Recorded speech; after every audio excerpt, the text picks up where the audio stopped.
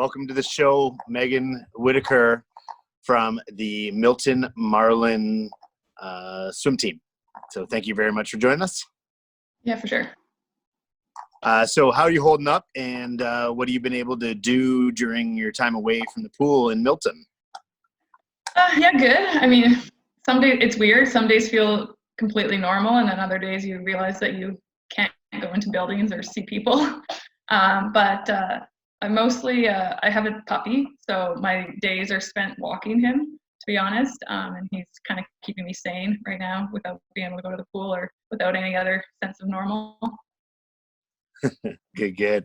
Well, I'm coming to you from Pescadero Beach out in Northern California. That's from our trip to Far Westerns last year. I know this question wasn't really asked there, but last summer, instead of Far Westerns, you did what we did a couple of years ago and went to Ireland.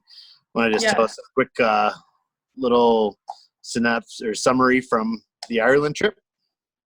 Yeah, it was awesome. Super cool meet, really good experience for the kids. Really glad we chose to do that last year. Just a really neat opportunity for them to get an international experience competing, something that so many of our kids won't get. So the ones that came with us on the trip really had an awesome time. And we went, there was a couple other Ontario teams there too with us, and we kind of banded together. So for my girls, where we come from a fairly small team, it was really fun for them to get kind of that big team travel experience. Good. Well, speaking of California too, you guys were down there in Coronado, I think, over March break that had a very tight turnaround. Can you tell us about that, and did you get any training in or any decent training in? Or We left the Thursday before March break. And I think the announcement about school closures and that for Ontario pretty much all came while we were up in the air. So we landed and kind of found out a little bit more about what was going on. So the club made a decision that we then try to bring the kids back much quicker than we originally planned. So we got there Thursday and we left Saturday. But while we were there, we did get some training in. The weather was not good, to be honest, but we did swim. We did yards a lot. I'm a huge fan of yards, so we had some fun with that, some fast swimming for the kids. We basically, knowing that our trip was going to be super short, kind of threw out our original plans for practices. And I wasn't really worried about mileage and that kind of thing, especially not knowing what we were coming back to in terms of when we could be in a pool again. So we did some high quality stuff off the blocks and just some different stuff like that. Cool. So you grew up in Saskatchewan, swimming with the Saskatoon Lasers and coaching for Regina Optimist Dolphins, and I think another team before that. Can you tell us about your career there, plus how swimming in Ontario kind of differs to out west? Yeah, for sure. I mean, it's really different, but I'm sure it's even different being like in Milton in the GTA compared to even where you guys are, or, Thunder Bay. So even within Ontario, there's, huge differences. But so swimming, I swam for the Saskatoon Lasers, and then I worked for them for a few years before I moved to Regina and coached for the Rods. I think the biggest thing I noticed when I moved to Milton was every swim meet for us in Saskatchewan was a team travel meet. The closest city that we'd go compete in was like a 2.5 hour drive away. So everything was a team travel meet, lots of bus rides, just lots of that team bonding. And then moving here with the swim meets being local in a sense, right? There's a lot more put on the parents in terms of getting to and from the meets.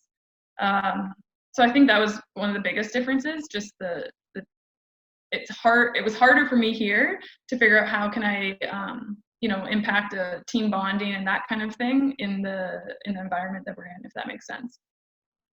Definitely. Since taking over the head coach responsibilities there, because you started out as the assistant head coach with the Marlins, what have been your most challenging issues that you faced, and what are some of the changes and stuff you've made since you've taken over the club program? Yeah, I think the biggest challenges for me was kind of a lot of the behind the scenes stuff, and just how much a lot of that can monopolize your time. So on deck, I didn't notice a huge difference, just the way that myself and Jamie, the previous head coach, had set up the program.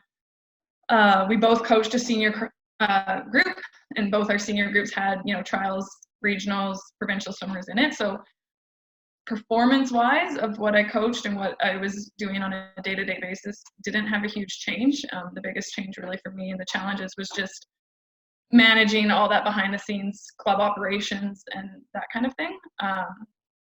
Again, I didn't make huge changes when I came in as head coach 2 seasons ago, I guess it'd be now. I know lots of times head coaches come in and they change logos and change group names and that kind of thing. But since I was already with the club and had a big say, just the way me and Jamie worked in how things ran, I didn't feel the need to do a complete overhaul. I think the biggest thing I did was we do still have 2 senior groups and we do still have 2 junior groups, but now they are divided a bit more based on performance. So we have all the provincial and above training in one group, and then the regionals in the other group. So that would be probably the biggest change I made when I came in. Good. The last question really that I have for you here is just during these times, what are you currently doing with your athletes, and what are your plans for the summer and fall kind of thing with the swimmers, and what advice or anything like that do you have to the kids that are out of the water and eager to get back in? Yeah. So we're effectively shut down for the rest of the season. We did make that call. So what we're doing now, I'm sending out like weekly emails and suggestions for workouts. We're not doing live workouts together, just more sending out different resources, both workout wise or mental skills or that kind of thing. So that's how we're keeping in contact. We are going to set up some Zoom sessions with the kids just to give them that face-to-face contact that I'm sure a lot of them are missing, not getting to see their buddies, but just more of an informal kind of get together with the groups just to keep them engaged. We are still looking at if we are able to get into the pool later in the summer. We haven't closed that door, but I don't really know what that will look like. I'm just kind of waiting to see when or if our pool opens and what we're able to do at that time. Right now we're planning for the fall like usual, but I think the one big thing I'm trying to think about right now is what that'll look like with the kids having been out of the water for about 5.5 months potentially, and how we ramp up or progress into their season, because it's definitely going to be different than what we're all used to, and what kind of different activities or strategies we can use for that, just to make sure that we stay healthy as we go into the season, injury wise and just everything wise, right? So planning's in the works. Don't have anything super firm yet. I guess my advice right now is just the kids are usually so busy, right? They swim in the morning and they're in high school all day, and then they swim, and then I know most of my seniors then coach with our Learn to Swim program, so their days are super scheduled and jam-packed, and I'm sure some of them are probably missing that schedule a bit, right? But I think also that we're so good at saying, oh, I don't have time to stretch, or I don't have time to do my physio, or that kind of stuff. So I hope that they're taking advantage of some of this extra time and doing those little things that maybe they weren't so great at before, getting more involved in their own nutrition. I know I have one swimmer who her mom says she's now in charge of making, some of the meals every week, and that's getting her ready to go off to university. But just using this time to kind of focus in on those things that we always say we don't have time to do: stretching, physio, learning to cook, taking care of their own nutrition, that kind of thing. Perfect. I got one little follow-up question here, bonus question that I didn't talk to you about before. But the one thing that I've loved over the years, working alongside you and Jamie at meets and stuff too, the Milton parents have always been huge and rowdy in the crowds for the meets and stuff too. Can you just tell us a little bit how you promote that and, how that's all come together?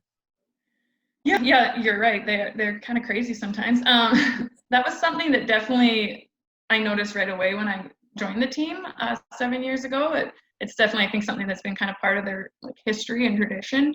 A big part of that was divisions. Back when that still was around, they were crazy at that, and then I think that just kind of, not crazy, they're just very spirited, and that kind of carried through to other swim meets and the culture of the team. I think that it's challenging as the team gets bigger to maintain that. But something we've done the past few years is we do inter-meets, like inter-squad meets, and we have purple versus green. And not only are we encouraging the kids to come out like full of all their purple, green Dollarama purchases and like spirit items, but we really encourage parents to be part of that too. So it's something that I think has been a part of the team for a long time.